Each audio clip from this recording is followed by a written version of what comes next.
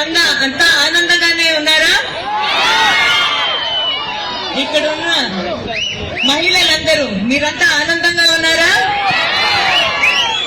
ఇక్కడున్న యువతి యువకులు మీరంతా ఆనందంగా ఉన్నారా?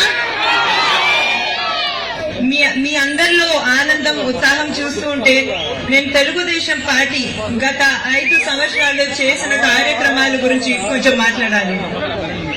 మీకు అందరికీ తెలిసిన విషయమే 24,000 కోట్ల రూపాయల రుణమాఫీ మాఫీ చేసిన పార్టీ కేవలం తెలుగుదేశం పార్టీ.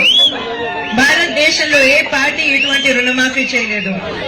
అదే కాకుండా అన్నదాత సుఖీభవ ద్వారా ప్రతి రైతుకి 15,000 రూపాయలు రైతులకి కాదు అక్కడ టెనెంట్లు కూడా వచ్చేటట్టు చూసిన ఒకే ఒక పార్టీ అది మన తెలుగుదేశం పార్టీ. ఇప్పుడు మహిళల గురించి మాట్లాడాలంటే పసుపు కుంకుమ ఇచ్చి మహిళలందరూ ఆర్థికంగా ఒక మంచి స్థితిలో ఉండేటట్టు చూసిన పార్టీ కేవలం మన తెలుగుదేశం పార్టీ. ఇది మన పార్టీ మళ్ళీ పవర్ లోకి వస్తే రాబోయే 5 సంవత్సరాలు కూడా పసుపు కుంకుమ అనే యాక్టివిటీ ఇంకా చేయటం జరుగుతుంది. అదే కాదు ఇప్పుడు మనం చూసుకుంటే చంద్రన్న బీమా కూడా ఎవరికైనా అకస్మాత్తుగా యాక్సిడెంట్ అయ్యి వాళ్ళు మరణిస్తే వాళ్ళకి 5 లక్షల రూపాయలు ఇవ్వడం జరుగుతుంది. అదే కాకుండా న్యాచురల్ డెత్ అయితే 2 లక్షల రూపాయలు ఇవ్వడం జరుగుతుంది.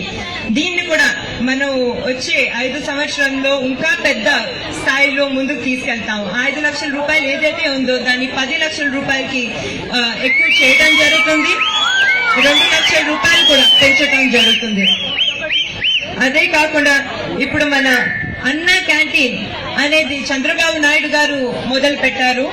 కేవలం 5 రూపాయలకి పౌష్టిక శుభ్రమైన ఆహారం దొరకటం అనేది చాలా పెద్ద విషయం.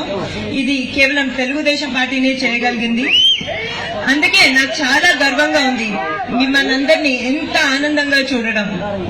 ఇప్పుడు తెలుగుదేశం పార్టీనే కాకుండా మీ టీడీపీ ఎమ్మెల్యే క్యాండిడేట్ నాలా లోకేష్ గారు కూడా కేవలం 2 సంవత్సరాల్లో మన గ్రామీణ అభివృద్ధి మంత్రిగా ఎంతో చేశారు. ఇప్పుడే మేడం గారు చెప్పినట్టు 24,000 కిలోమీటర్ల సీసీ రోడ్లు కూడా వేయటం జరిగింది. ఈ గ్రామంలో కూడా వేయటం జరిగింది. అక్కడక్కడ నేను కొన్ని ప్రాబ్లంలు చూస్తున్నాను, అది కూడా చేస్తాం మేము ఎలక్ట్ అయిన తర్వాత.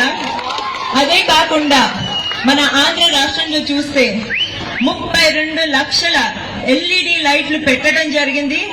ఈ గ్రామంలో కొంచెం తక్కువ చూస్తున్నాను, ఇది కూడా చేయటం జరుగుతుంది తప్పకుండా ముందు. అదే కాకుండా జల ద్వారా ప్రోగ్రాం ద్వారా తాగునీటి ప్రతి ఇంటికి ట్యాప్ ద్వారా వచ్చేలా చూస్తాము, అది మా ప్రామిస్. అదే కాకుండా ఇక్కడ ఎమ్మెల్యే కాకపోయినా కూడా ఒక ఐటీ మినిస్టర్ గా నారా లోకేష్ గారు ఆల్రెడీ 42 కంపెనీలు తీసుకుని రావడం జరిగింది. దాని ద్వారా 3,500 జాబ్లు కూడా రావటం జరిగింది.